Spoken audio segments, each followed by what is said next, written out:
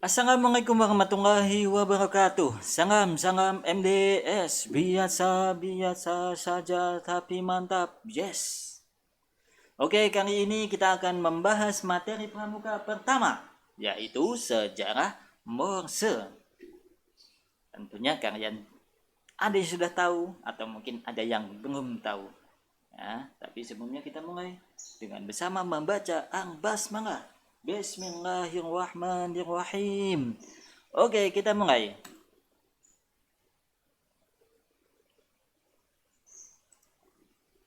Sejarah Morse. Ya, sebelum penemuan paragraf telegraf, ya, sebagian besar pesan jarak jauh dikirim oleh kurir dengan menghafalnya atau dibawa secara tertulis. Nah, ini baru berkembang ya, ini zaman dahulu banget ini semuanya itu pesan yang nggak ada via namanya telepon, WA dan lain sebagainya itu belum ada. Pesan juga dikirimkan melalui kode semapur ya, kode semapur ya dengan bendera dia udah tahu kan, dengan menggunakan bendera atau angkat-angkat lainnya. Jadi penting ini sandi ini bukan cuma dipakai dengan pramuka doang di masa dulu itu. Sandi Morse, sandi semapur itu dipakai dalam kehidupan sehari-hari.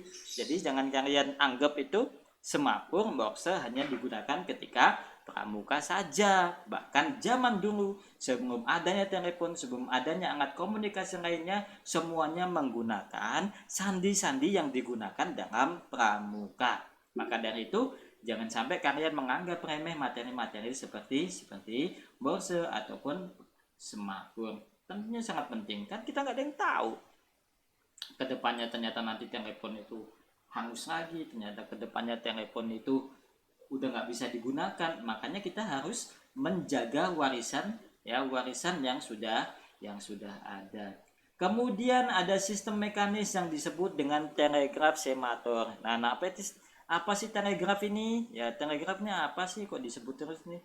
Apakah bentuknya seperti telepon kah atau gimana kah? Nanti akan kita bahas. Namun sistem ini mengharuskan penerima untuk cukup dekat dengan pengirim. Nah, ini telegraf sebelum Morse ya. Ini artinya telegrafnya belum begitu canggih. Kekurangannya adalah tidak dapat digunakan pada malam hari, ya kan, karena kita harus bertemu langsung dengan jarak dekat, ngasihnya pun dengan jarak dekat, artinya dia tidak bisa digunakan malam hari karena tidak kelihatan. Telegraf memungkinkan pesan dikirim dari jarak jauh dengan sangat cepat menggunakan listrik. Nah, ini kemudian berkembang, yang tadinya telegraf semator sekarang menggunakan telegraf yang menggunakan listrik, sehingga tidak perlu bertemu dengan jarak dekat, tidak perlu bertemu dengan jarak dekat. Telegraf komersial pertama kali dikembangkan oleh William ini pertama kali ya. Tetapi mereka mengembangkan perangkat yang dapat mengirim pesan menggunakan sinyal listrik untuk meluruskan jarum kompas pada kotak yang berisi huruf-huruf alfabet. Nah, nanti ini kan ya, nanti kita lihat ini. Tahun 1838 Samuel Morse dan asistennya Alfred Vail mendemonstrasikan perangkat paragraf yang lebih sukses. Nah, ini berbeda dengan yang ini. Kalau yang punya William ya, itu kurang begitu ini. Nah, punya Samuel Morse dan asistennya ini yang lebih memudahkan untuk berkomunikasi, mendemonstrasikan perangkat telegraf yang lebih sukses dengan menciptakan alfabet khusus. Nah, alfabet khusus, ingat nih. Jadi bukan cuma telegraf aja yang diciptakan oleh Samuel Morse, tetapi beliau juga menciptakan alfabetnya juga, khusus untuk digunakan dalam mengirim pesan di telegraf. Kalau yang tadi sebelumnya masih memakai huruf, kan susah pakai huruf zaman dulu. Nah, tetapi sekarang berbeda, mereka menggunakan alfabet khusus yang digunakan sebagai pengirim pesan telegraf. Kode ini kemudian dikenal dengan sandi Morse. Kenapa disebut sandi Morse? Karena penemunya merupakan Samuel Morse. Pesan telegraf dikirim dengan mengetuk kode. Nah, mengetuk kode ya, ingat mengetuk kode. Untuk setiap huruf dalam bentuk sinyal panjang dan pendek. Nah, ya, ada panjang dan ada pendek. Sinyal pendek disebut disk atau titik. Tahu kan? Nah, borse kan ada titik, ya kan? Dan scene yang panjang disebut dengan dash atau tanda hubung atau garis. Ya. Kode ini diubah menjadi impuls listrik dan dikirim melalui kabel telegraf. Nah ini ya, kan? Jadi sandi borse ini, huruf borse ini digunakan untuk menggunakan telegraf. Kalau zaman dulu kan message telepon, apa namanya, WA misalkan, HP sekarang udah jelas ada angka, ada hurufnya, ada angkanya A B C D E F G H I J. Tapi menggunakan telegraf itu nggak bisa sesimpel seperti yang di telepon, ya. Jadi harus menggunakan huruf khusus sehingga memudahkan orang tahu apa sih yang dikirim oleh orang ini. Ya sebenarnya sih SMS zaman dulu, cuma SMS-nya masih menggunakan sandi box, alias kita harus menafsirkan telegraf yang kita dapatkan itu, ya. Samyang Bongse listrik. Penerima telegraf di ujung kabel mengubah impuls kembali ke titik dan garis lalu menerjemahkan pesan tuh kan. Jadi zaman dulu karena belum ada telepon, belum ada apa, menggunakan telegraf yaitu dengan borse ini yang lalu menerjemahkan pesan. Pada 1844 Samuel Borse mendemonstrasikan telegraf dengan mengirimkan pesan pertama ke Kongres Amerika Serikat dengan kode Morse What had God wrote ini ya.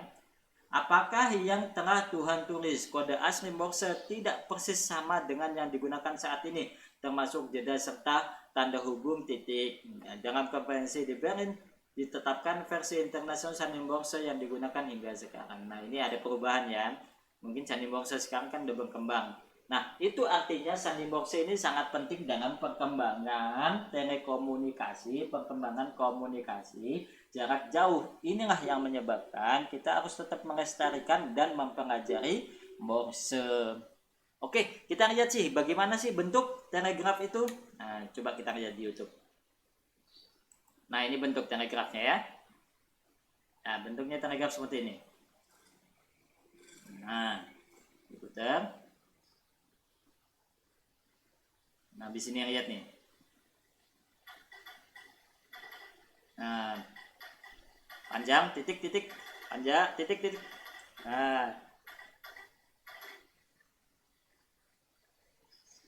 Nah, gambarannya seperti ini ngasih pesannya.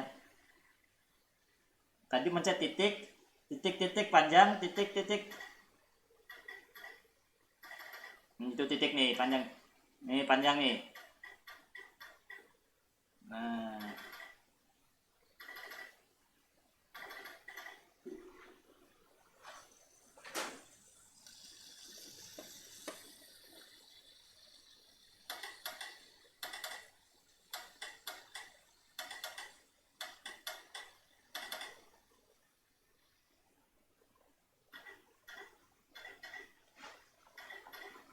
Nah, jadi ini inilah gambaran telegraf zaman dulu. Jadi mengirim pesannya dengan titik panjang, ya, menyesuaikan dengan panduan kode sandi Morse. Ya, ini untuk pertemuan kita pada pagi.